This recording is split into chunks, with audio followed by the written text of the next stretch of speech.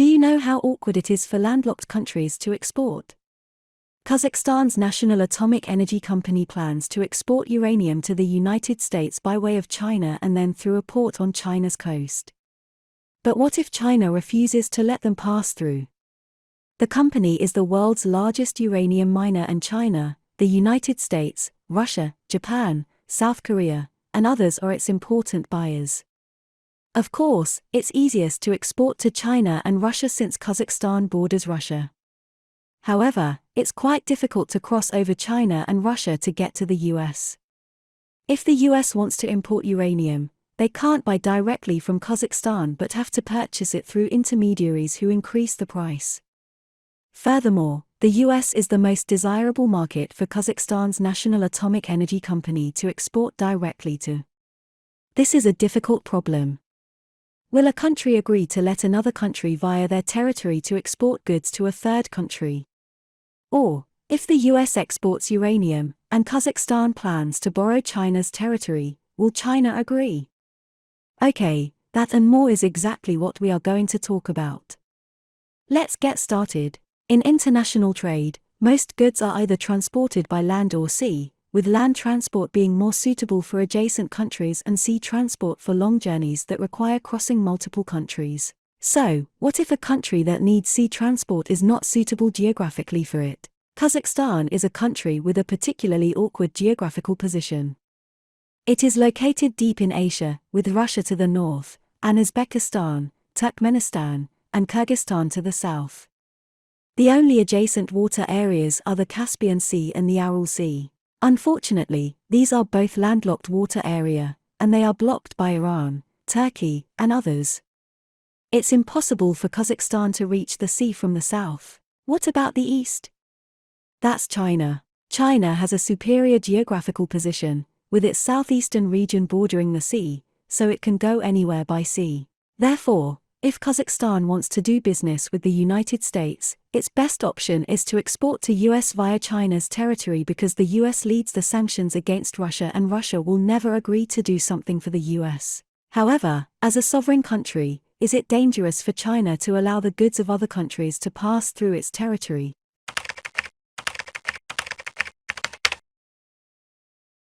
Given Kazakhstan's location, if it exports via China's territory, it has to cross the entire country from the northwest to the southeast coast.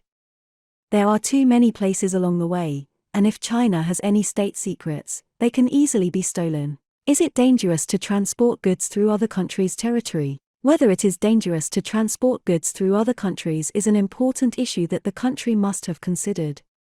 Since we can think of it, the country must have considered it long ago. Kazakhstan used to trade with Europe and the US, and their goods were always transported through Russia. However, due to the outbreak of the Russo-Ukrainian War and the subsequent changes in international politics, their products can no longer be exported through Russia, and they have had to turn to China. Starting from the second half of 2022, Kazakhstan began to abandon Russia and started to use the international corridor from the Caspian Sea to Azerbaijan, then through the Turkish Straits into the Mediterranean Sea, and finally through the Strait of Gibraltar into the Atlantic Ocean to reach the US. This route is complex and long, passing through many countries, with no guarantee of safety. However, transporting goods through China is different, as they only need to pass through one country to reach the US in the Pacific Ocean. China is one of the internationally recognized countries with the highest safety, and China has always been friendly with Kazakhstan. Therefore, it is their best choice. Moreover, China has provided significant help to Kazakhstan in the extraction of uranium ore, and their cooperation in this area has always been very close. Therefore, when faced with Kazakhstan's transportation needs, I speculate that China may offer help once again. As early as 2013, China included Kazakhstan in the scope of the Belt and Road Initiative, preparing to help this country, which had trade restrictions due to transportation, to make a fortune together. At that time, the state-owned railway company of Kazakhstan signed a cooperation agreement with Jiangsu Lianyongying in China, and they jointly established the China-Kazakhstan Lianyongying Logistics Cooperation Base, allowing their goods to pass through China and then be shipped out. Therefore, 10 years later, under the situation where there have not been significant changes in international relations, it is highly possible that China will allow Kazakhstan to transport their uranium ore through China, and in doing so, may obtain access to more low-cost resources from Kazakhstan. As for Kazakhstan's uranium mining situation, since we mentioned uranium ore trade, let's talk about it.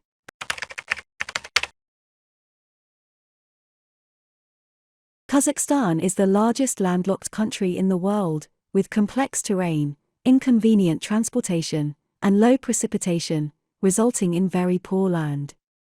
However, Kazakhstan has abundant mineral resources, such as tungsten ore reserves accounting for about 50% of the world. Chromium ore and uranium ore reserves are second in the world.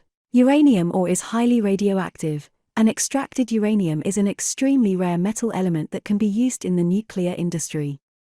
In addition, other rare earth elements can also be extracted from uranium ore. Moreover, since the content of uranium in the Earth's crust is very low, only 1 in 500,000, it is very precious, and countries with large reserves of uranium ore can basically grasp this economic opportunity. The uranium mining industry in Kazakhstan has been rapidly growing in recent years and has even surpassed Australia, which has the world's largest uranium reserves, in terms of production. However, when uranium mining first began in Kazakhstan, the Soviet Union dominated the industry due to their advanced technology. At that time, the Soviet Union used violent methods to extract uranium in order to arm themselves against the United States, resulting in severe environmental damage and radioactive pollution. After the dissolution of the Soviet Union, Kazakhstan began independent mining and adopted the in situ leaching technology provided by Chinese companies.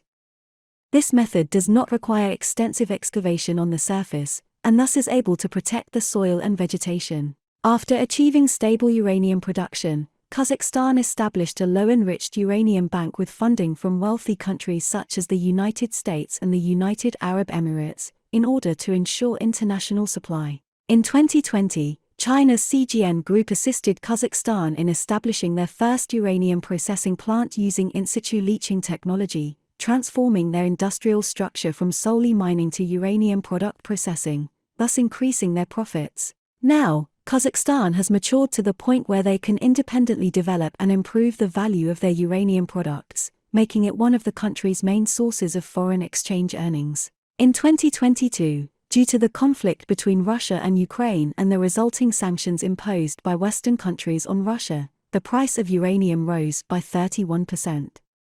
Kazakhstan's national atomic company took advantage of this opportunity and earned a large profit, with sales of uranium products increasing by 115%, reaching a historic high. With such a lucrative project, Kazakhstan cannot afford to lose income due to Russia-related issues.